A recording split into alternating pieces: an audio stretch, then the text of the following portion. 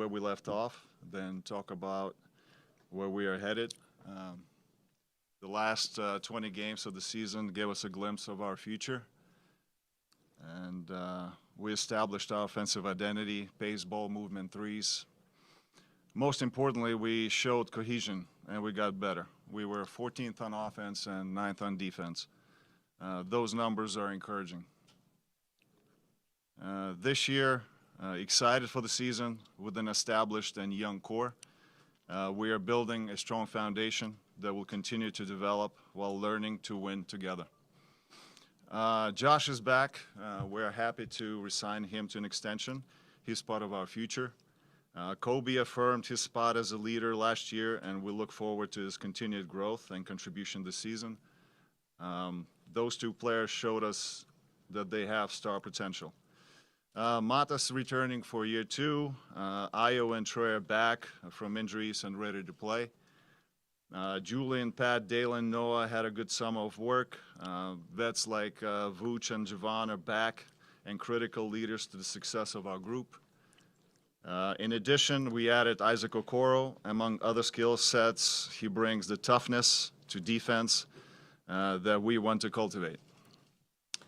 On the team side, we have flexibility as we have many players going into free agency next year. We will be able to evaluate long-term fits while staying competitive.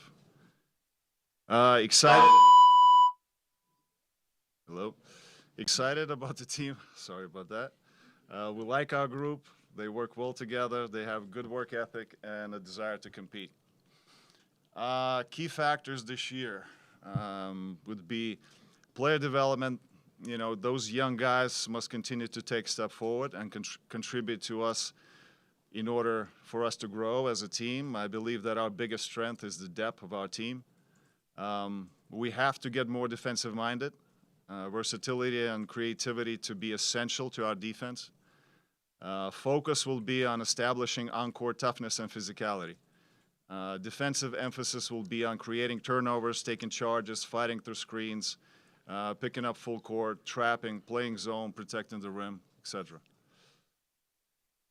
I want to acknowledge that our coach, Billy Donovan, was inducted into the Hall of Fame. Congrats, Billy. Thank you. And several of the players came out to Springfield to support him.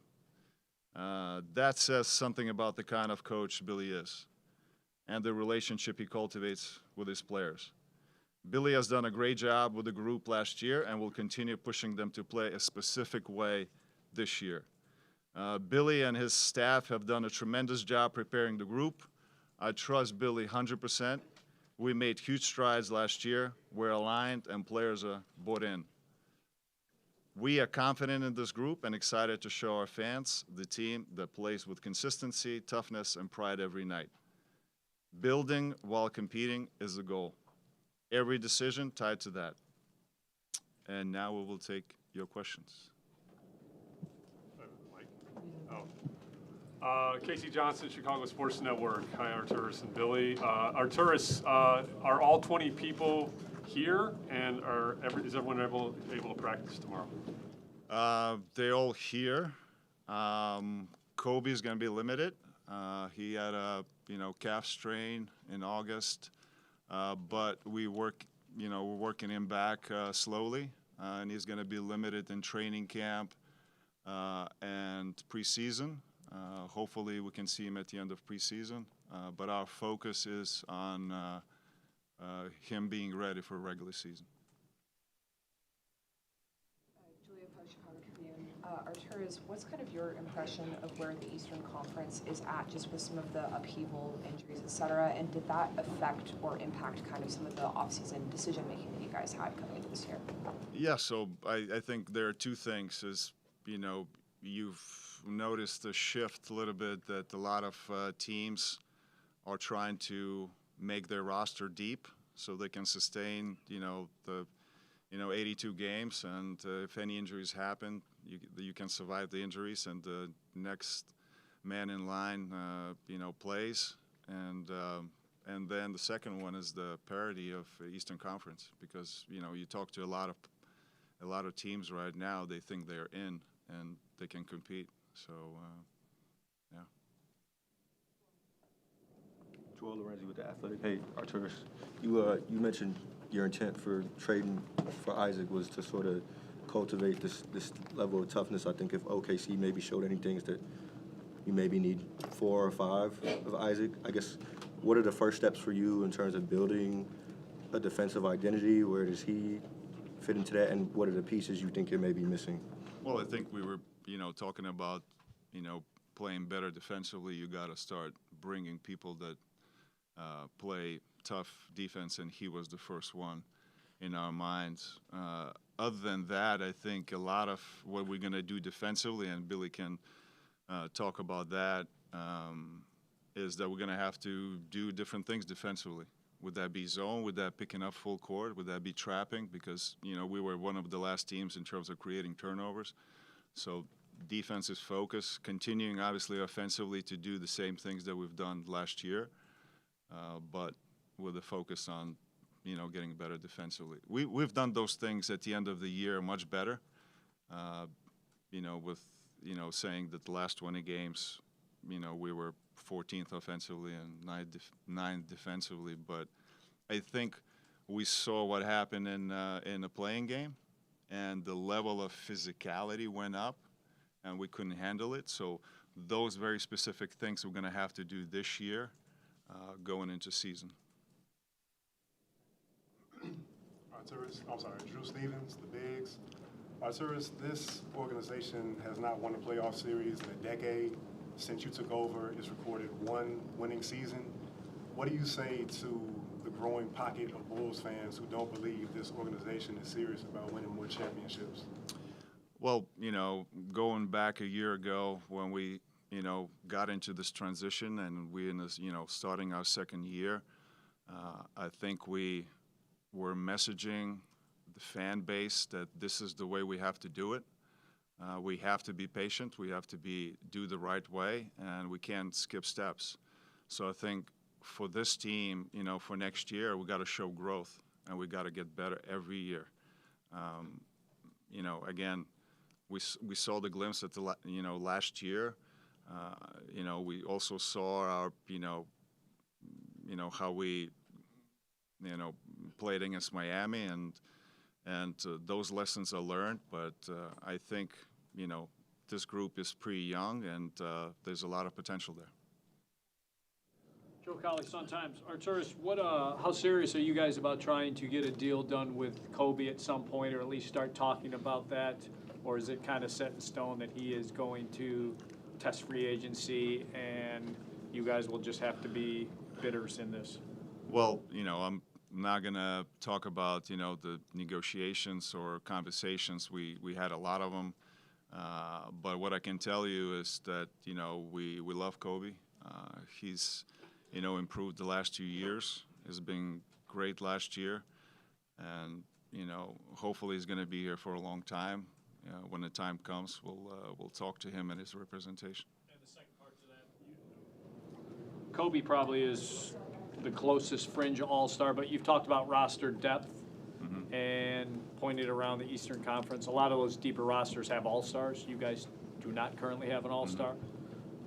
How do you change that? How do you justify saying, well, we're just going with depth, but you still don't have those dudes? Well, I think the team success as well is essential to getting your guys to be all-stars. I think we are focused on winning, and those guys have to get better this year. And team success will establish them if they are good enough to be all-stars or not. I mean, you can argue that if Josh and Kobe had those kind of months like they had in March, in January or December, they could have been there. So I think we got to focus on our internal development and continue adding, players in the draft and, just continue developing guys internally. Obviously, there was quite a bit of talk of your offensive transformation last season and the style of play, how you completely overhauled that. You've heard Arturas talk about the way you closed this last season defensively, especially with the addition of Isaac. What is the plan to kind of form a defensive identity that can carry you through 82 games this season? Yeah, I mean, I give our guys a lot of credit. Casey, because I think that the transformation offensively in terms of changing that style really speaks to, I think, one, the condition they came in and how they practiced and got ready to do that, right? So that was I think, a good evolution for the group. The other part of it, too, defensively, as you go through the offseason, you really start to break down how do you get better, how do you improve. The first thing we have to look at is the fact that teams took 4 more shots than we did per game. And I think our net rating was minus 1.6, and we had the 13th best, I think, effective field goal percentage. So we shot the ball pretty well from pretty much all areas on the floor. But we really need to find ways to generate more opportunities and more possessions for ourselves. So, for example, when you start to break it down, I think the first thing you look at is we're 29th in the league in forcing turnovers. Now, that doesn't mean we need to run around and gamble and go for steals, but when you look at where the steals come from, a lot of times it comes from deflections, active with your hands. We're 29th in the league there. 28th in the league in offensive rebounding.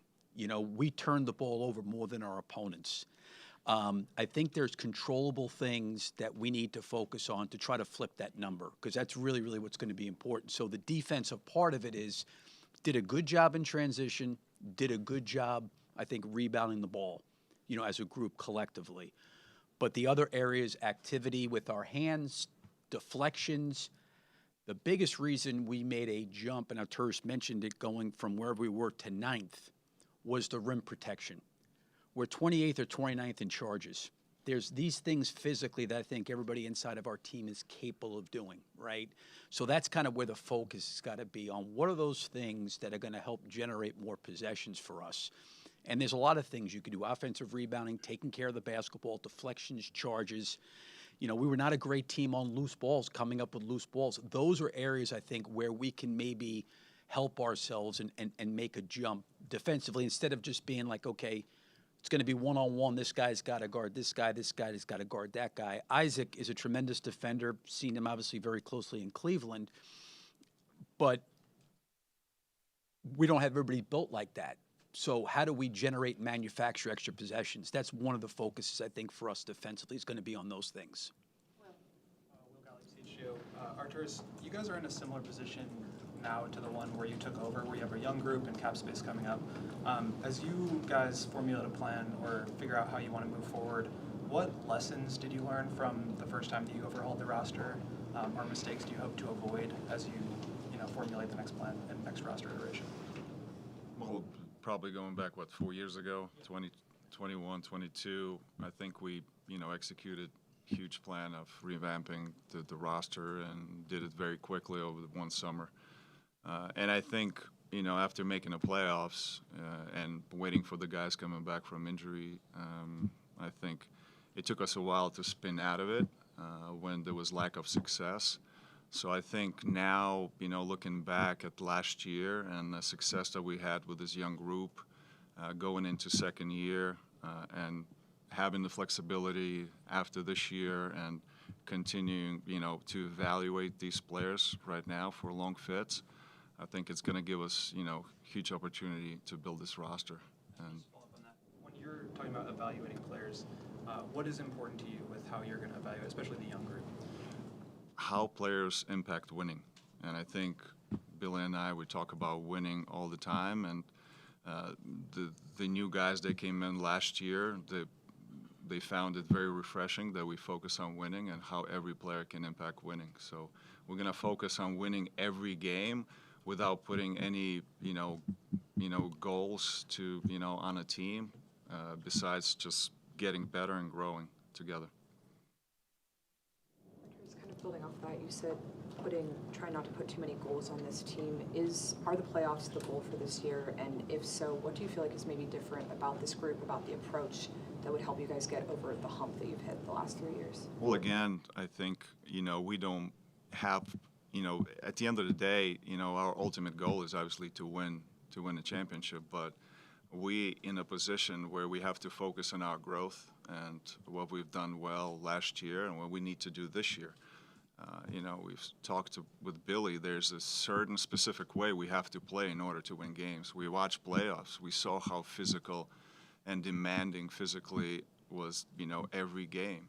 So our guys got to play that way, and this year will show if they're capable of doing it. Billy, Josh Hicks, Honor Daily News. Congrats on the Hall of Fame. Throughout your plenty of years of experience, you obviously have a lot of experience when it comes to young players and development and growth. What lessons have you learned from your coaching all throughout those years that really prepare you for this specific chapter with the specific roster that you have of the young talent that you guys have? In terms of like when you say the development piece, like you talk about anything specifically, what you're talking about? Any type of areas, growth on the court, off the court, character, et cetera. Yeah, I understand when you have a young player, people want to see the young player play just to see what the guy can do. I think a perfect example of that was Modest last year. There was just things, quite honestly, early in the year that he just was not doing that I didn't really feel like he earned the opportunity to get extended minutes. And every player is a little bit different, and their path to growth is a little bit different, right? Modest is the kind of guy that I don't want to say he wants to make mistakes, but he embraces mistakes as an opportunity to learn. And I think the one thing you saw from him is as the season unfolded, everything he got, he really earned, and he did a really good job. The thing I've tried to do, I'm using him as an example as a young player, the thing I've tried to do with him this summer is this is going to be a totally different situation for him this year. He's no longer a guy that didn't play maybe the first 30, 40 games, and then after the All-Star break kind of got an opportunity to start. He's going to be a different level on a scouting report this year than he was. Io, went through that, I think, after his second year. It's really not so much the minutes. They all need minutes to grow, but it's more how do they become impactful players where they're impacting their teammates, and how do they impact winning? And there's a lot of different ways. So that's kind of where my focus on, and that covers a wide range of things. That's how they rest, how they eat. I mean, you can ask Modest this, midway through the year, even when he wasn't playing a lot, he said to me, I am exhausted. Like there's processes these guys go through that you got to help them with besides ball handling, passing, shooting, just how to be a pro, how to get yourself prepared to play, how do you impact the game, how do you pay attention to scouting reports, how do you watch film, do you go home and actually work and do some things, or do you, not do anything at night? Like I think those are the things you try to help players with, and then hopefully those things transfer onto the court. Zachary Draves with Clutch Points. Arturas, you said earlier about wanting to stay competitive, but then also focusing on the inevitability of free agency after the season with many of the players. How do you strike that balance going into this season with wanting to stay competitive, but then knowing full well about the future of many of the core players on this team? Well, probably we'll stay present in the moment, and we're gonna, look at this year, at this team, how we're gonna start, how we're gonna go through the season, and again, all those very specific goals and how we want to play and how the guys have to respond. We're probably gonna have to play, long rotations because we wanted to play fast and high pace. So we'll see, during the year, and that information collected is going to help us, to make those decisions. Billy, I'm going to break a Billy Donovan Cardinal sin and ask you about starting lineups. Great. I know you really liked Kevin Huerter starting. I think that group of Giddey, Kevin, Kobe, Vooch, and Modest was like 7-1, 8-1, something like that. Are you sold on that's sustainable, or do you have to look, you guys talk about defense, do you have to look at maybe an Okoro coming in and being that defensive presence, that defensive stopper that could kind of change the look of things? And not ruling out Pat Right. Williams, but at the same time, it seems like that lineup worked, but do you feel it's a sustainable starting lineup? Yeah, I think it's a very fair question, Joe, just because, generally your second unit guys are going against second unit guys, and no disrespect to any of those guys because it's a hard league to play in. But, there's so many things that go into that question. One, last year we staggered Kobe a lot. We played him the first 4 minutes and brought him back with the second unit. But I think those are things we're going to have to, really take a look at. And I think as Arturas mentioned, we're going to have to use our whole roster. And last year was probably the first year that we kind of rotated 10, so to speak, during the course of the game. I think to answer your question, I think that I would be open, and I think being around these guys, they're all pretty much open of doing what's best. Maybe it's starting Kevin, maybe it's starting Isaac. I'm not really sure yet.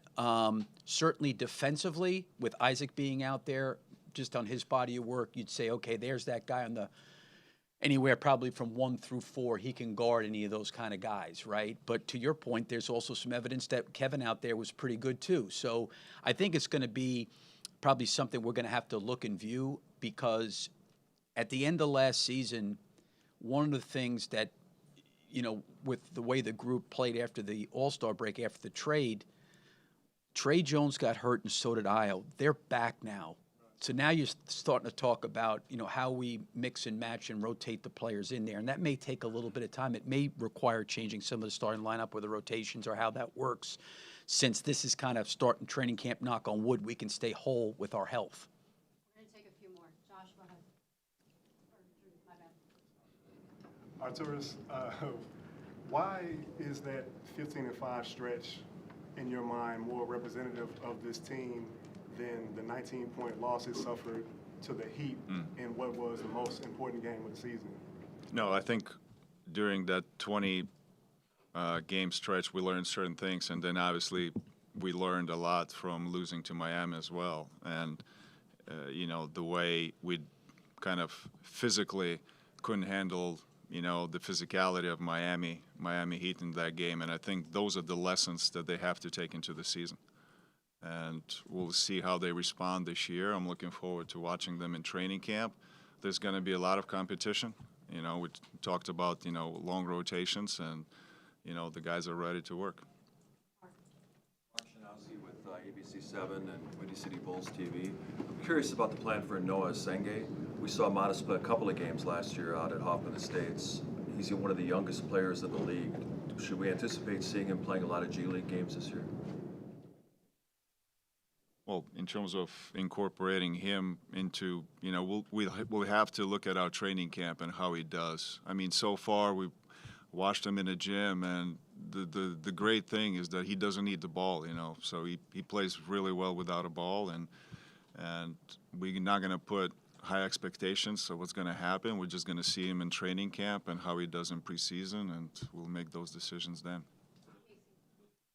Yeah, I mean, I think being around Noah in Summer League, to Arturas' point, I think the one thing that was encouraging to me is I think he's got instinctively a pretty good feel of how to play. Like, he doesn't put himself in a lot of difficult situations. He's very long athletically. He's going to have to get better with his strength. He's going to have to get better, I think, guarding the ball one-on-one. I think his shooting, he's got good form, but that will need to get better. But I think, like Arturas said, with his, as young as he is, this is going to be a process for him. But he's a great kid. He's a really good worker. And I think just instinctively, he really knows how to play the game. And that's a huge advantage for a young player. Even though there's physical things that he has to get better with and there's skill things he has to get better at, one of the most difficult things to offset is when a guy just doesn't have a great feel how to play. When I'm talking about his feel, he's very good cutting into open space. He understands how to space. When he does get the ball, he doesn't try to do too much and put himself in harm's way. So maybe a better way of saying his feel is he's got a very, very good understanding of playing within himself. And I think probably what's helped him is being overseas and playing professionally.